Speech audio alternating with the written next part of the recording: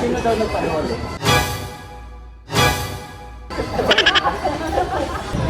Hiwa-hiwalay na po kaming apat. Babiyahe pa nga po ako ng Quezon. Kaya sasakay po tayo ng LRT papunta sa Doroteo. So nandito na po tayo sa loob ng boarding house. Nandito po si Ate Edith po. Wow.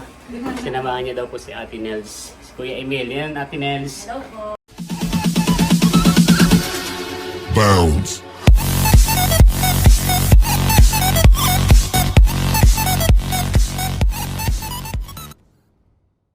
Basta mga kayani, isang masaya at isang masarap na vlog din naman ang pagsasaluhan natin. For today's episode, nandito po kami ngayon sa SM Grand Central. Tired na po ako dahil katatapos lang po namin ng office day sa Caloocan. Kasama na naman po ang aking mga kumpares at kumare, si Leslie, Sir Aki, at si Sir Jerwin. At maghahanap daw po kami ng pwedeng kainan. May dala akong malaking bag dahil pagkatapos natin gumala. Hindi na ako sasama sa mga to eh. Kaya alam, manlilibre daw si Sir Aki. Sino ba namang hindi makakatanggi doon, di ba? So, kung manlilibre ng ng ramen. So, na tayo, Toron? mag-ano po tayo, hahanap po tayo ng pwedeng kainan dito sa SM Grand. Saan pwede? Napakarami pong paninda ngayon dito sa SM Grand Central. Ang ganda rin po ng nila. Design. Happy Chinese New Year.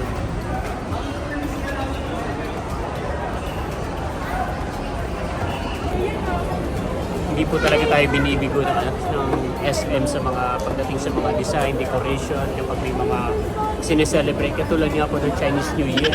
Sobrang ganda po ng mga design. Nakaka-attract talaga ng mga customer. Medyo masama po pala yung pakiramdam ni Sir Aki. Kaya gusto niya raw po mag-Jollibee. Dito po sa Udon, Marugami. So, kumain na po kami dito last time at uulit daw po ulit tayo. Okay na lang. Nahihirapan. Nahihirapan po mag-isip si Sir kasi sanay siya sa Kyokyo 99. Charot. Pares Mami. Pares Mami lang po. So, para nagki-crave na rin tuloy ako sa noodles, kaya magano tayo ngayon. Beef udon. Regular lang. Ano ba? Damihan mo kasi libre naman yan. Dito po sa sa udon ay kayo po yung bahalang magtimpla, maglagay ng mga sauce na ilaman nyo. Panggap na lang kayo na marunong. Pag hindi masarap, at least sa susunod hindi nyo nagagalawin. At least I try. Kuha po tayo ng soup ice.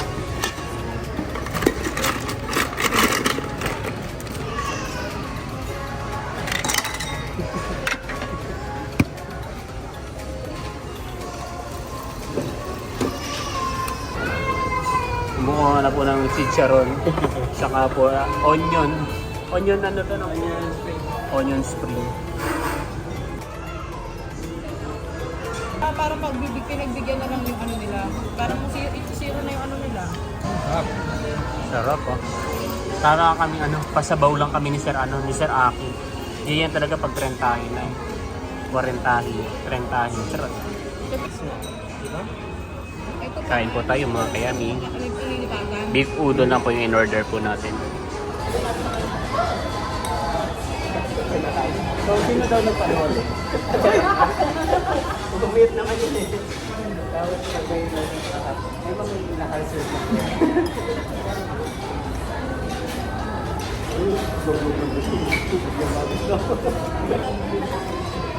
Ano yung kailangan doon sa LED? Gano'n. Alas sa ito. Pinagalitan ko sa oras lang. Ayun na nga. Ang sabi ko kasi, wala naman nangyari. Kasama naman yung Carlo. Yun nga lang, ang pangit niya. Pero sa sila umuwi, babae pa siya.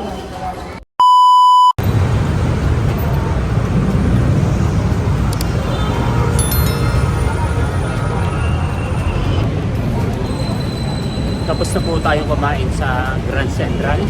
At nandito na po ako ngayon sa LRT. Hiwa-hiwalay na po kaming apat. biyahe pa nga po ako ng Quezon. Kaya sasakay po tayo ng LRT papunta sa Doroteos.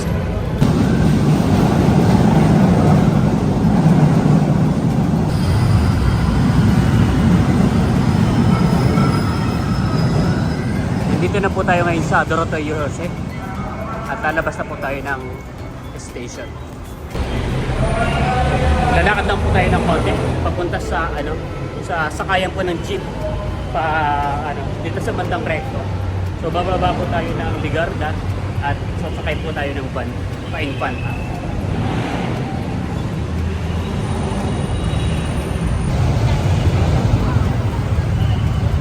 Sakay na po tayo ng jeep. Nandito po ako ngayon sa Manila, sa Ligarda, sa bandang Bustillos. At dadaan po ako sa boarding house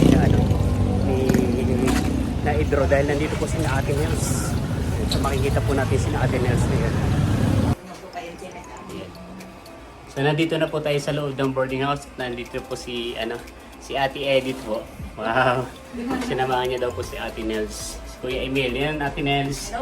Yeah. So nakidaan lang talaga ako rito. Galing ako sa sa office day namin. Sa may tapos kumain kami sa SM Grand A. Sumakit yung tiyan ko. Sa terminal na may walang maayos na doon. Walang maayos na CR. So makiki-CR muna dito sa mga bata. Sakto na dito pala si Ate Nels. At tayo nga po yung uwi ng Quezon. Pero mauna na po ako maya-maya. Makiki-CR lang ako as si Ate Nels daw ay bukas pa. Bukas pa kayo pa balik. Sama mo si Ate Edith nang makarating sila. Ngayon baga, isang araw pa na birthday ni tatay. Oo, sa meron po ditong sinigang itahan Sinigang isda, bango, sarap.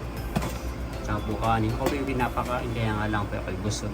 At kami nga po ay kakakain lang sa SM Grand. A few moments later. So, paalis na rin po ako. Paalisin natin nila po ay bukas pa po luluwas at nilakad pa rin po yata sa umaga. Kaya mauna na po tayo pa Quezon at para doon na lang po tayo magpapahinga sa sasakyan. Mauna na ako ate. Babay Nini. Babay Idro. Masa mabaga pakiramdam na inaantok lang. Hindi, inaantok lang at kadadating galing school. Ano naman, magang nagigising. Sige po. Ako po yung paalis na ate Edith. Thank you. Nice to meet you po. Nakalabas na po tayo ng boarding house. Tayo po ay magta-tricycle na lang papunta sa terminal. Dahil nararamdaman ko na po yung pagod. Kaya naman po lakarin simula rito hanggang sa terminal. Kaya nga lang bilang isang tao na tarentahin ay mabilis na po tayo mahingal. At medyo mabigat din po yung dala ko na bag. Isang malaking duffel bag yung dala ko. Kaya sasakay na po tayo ng tricycle. Let's go. Nandito na po tayo. At yung aso po ay kasama sa tricycle. Diyan po ako sumakay sa tricycle. Tapos yung aso, sanay po siyang sumakay sa bubong ng tricycle kahit umaandar. Bali dito po tayo sasakay sa may sa may van.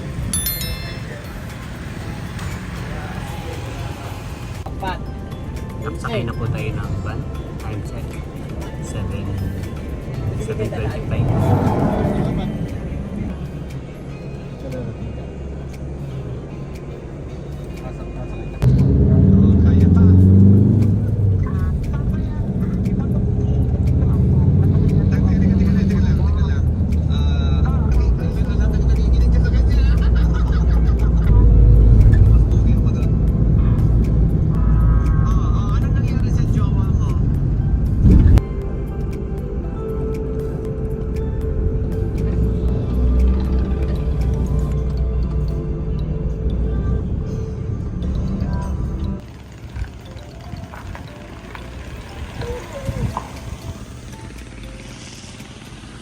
Okay mga kayami, nandito na po tayo ngayon sa Quezon, sa Infanta Quezon at time check, saktong 11 PM.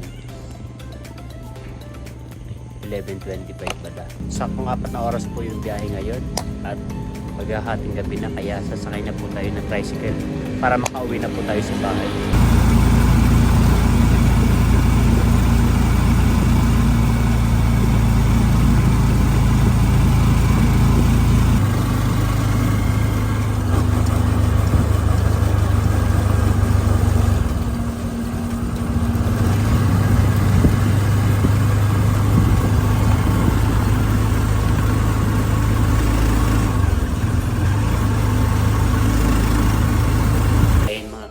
nakauwi na po tayo ng Nakar at tulog na po silang lahat.